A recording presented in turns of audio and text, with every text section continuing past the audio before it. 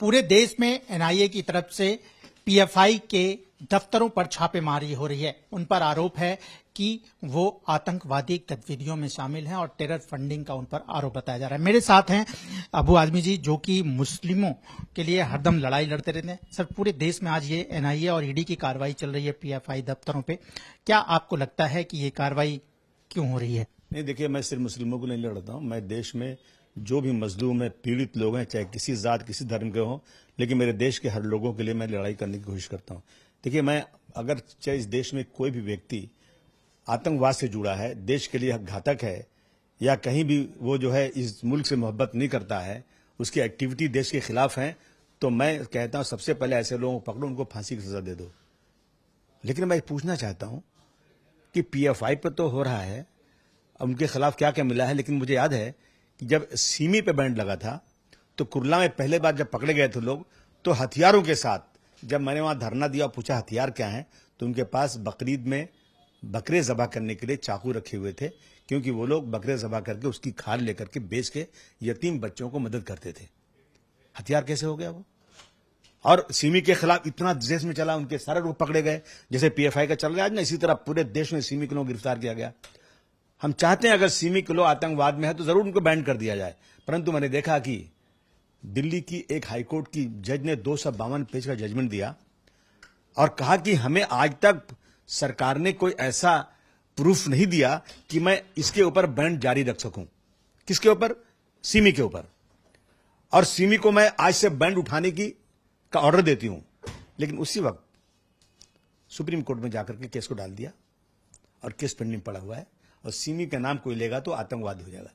देखिए, ये बिल्कुल चीज गलत है देश के अंदर कि अगर कोई मुस्लिम संगठन है तो उसको बिल्कुल दरकिनार कर दिया जाए। क्या ये देश ये तय कर चुका है कि मुसलमानों की हैसियत नहीं देश के अंदर है? क्या ये तय हो गया कि मुसलमान 2 नंबर का शहरी बन गया है? क्या नया संविधान लिखा जा रहा है देश के अंदर? मैं पूछूं कि क्या वो आतंकवादी नहीं है क्या, जो धर्म संसद में 20 लाख मुसलमानों को कत्ल करने की बात कर रहे थे? क्या मैंने नहीं कहा था? ये यशवंत यहां का रहने वाला, देखिए उसका नाम पूरा क्या है, उसने कहा था कि मैं आरएसएस में काम करता था, उन्हीं संगठनों में, और उस वक्त जो है नांदेड़ का रहने वाला वो यशवंत शिंदे की कश्मीर की वैली में बम की ट्रेनिंग हमको दी गई, और जो देश में ब्लास्ट हो रहा है, एफिडेविट दिया उन्होंने, मैंने नहीं दिया है, वो हो रहा है, वो आरएसएस और इनके संगठन के लोग कर रहे हैं। वो उस पर बैन तो नहीं लगेगा। अभी यहां पे 25 साल के बच्चे बुलाए गए, उनको नफरत भरी गई उनके दिलों में।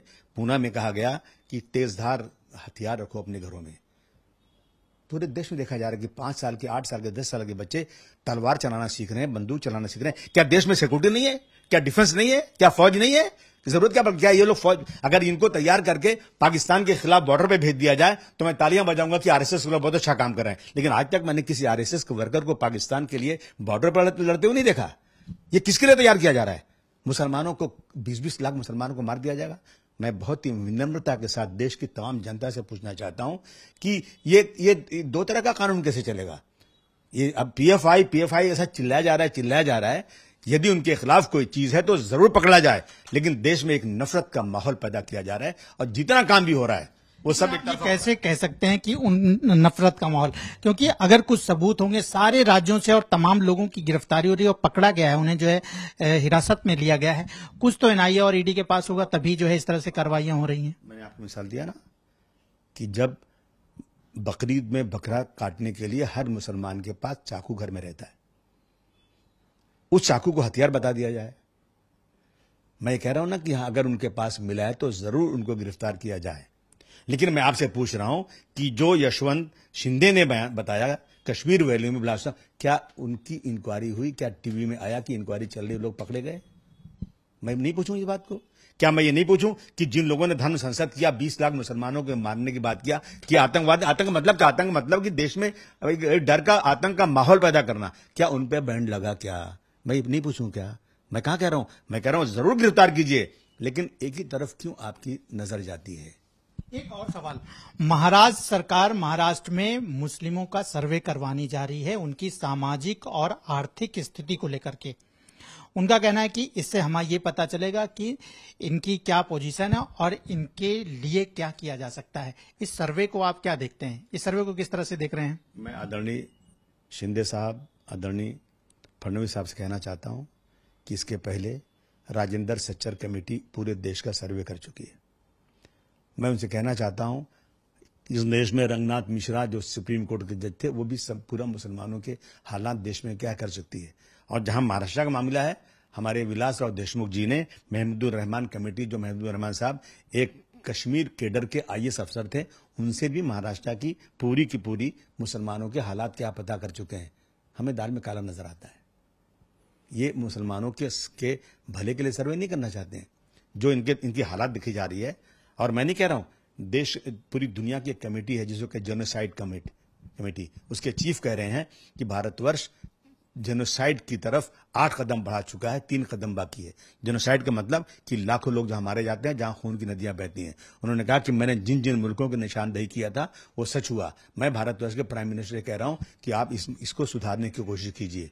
लेकिन हम देख रहे हैं कि सुधारने के बजाय रोज आना कुछ न कुछ नई चीजें हो रही। अरे ऐसा काम कीजिए जिससे हिंदू मुस्लिम की एकता हो, भाईचारगी हो, मस्जिद में अजान हो, मंदिर में पूजा हो और हम सब देश के गीत गाएं कि सारे जहां सच्चा हिंदुस्तान हमारा। ये न करके मुसलमानों को दरकिनार करने की कोशिश कर रहे हैं। आप ऐसा कीजिए ना कि एक साथ में बंदूक उठाइए, सारे मुसलमानों को मार दीजिए, न रहे बांस न बजे बांसुरी। क्या मतलब उत्तर प्रदेश की तरह देख रहे हैं? वहां पे मदरसों का सर्वे हो रहा है, वहां पे और भी सर्वे मुस्लिमों को लिए, तो क्या वही जो है ये महाराष्ट्र में भी शुरू हो रहा है? मदरसों का सर्वे करें। मदरसे के बच्चे आईएएस आईपीएस में आ रहे हैं। मदरसे के बच्चे अभी नीट में कितने बच्चे मदरसे के आए हुए हैं। मदरसों क्या समझते हैं? मदरसों को तो अप्रिशिएट करना चाहिए उत्तर प्रदेश के मुख्यमंत्री को कि गरीब बच्चों को, जो गांव में कोई उनको पूछने वाला नहीं है, जिनके पास फीस के पैसे नहीं है, उनको ज़कात और खैरात की रकम जमा करके ले जाके मस्जिद में इंसान बनाया जाता है और वहां पे मॉडर्न तालीम भी होती है। और अभी आजमगढ़ की बात करूं, 22 बच्चे जो हैं, मैक्सिमम मदरसे के 22 बच्चे नीट में आए हुए हैं।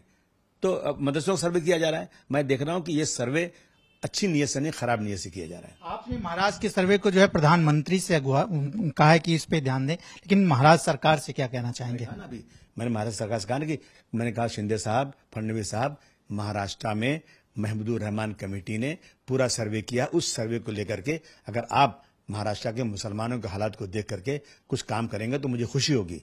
लेकिन इस सर्वे का मतलब और कुछ मुझे नजर आता है पीछे से।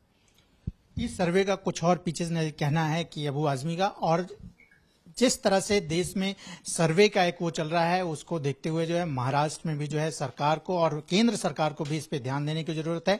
इन सभी मुद्दों पर बात की समाजवादी पार्टी नेता अबू आजमी ने। कैमरामैन धर्मेंद्र पांडे के साथ राजेश त्रिपाठी, एबीपी न्यूज, मुंबई।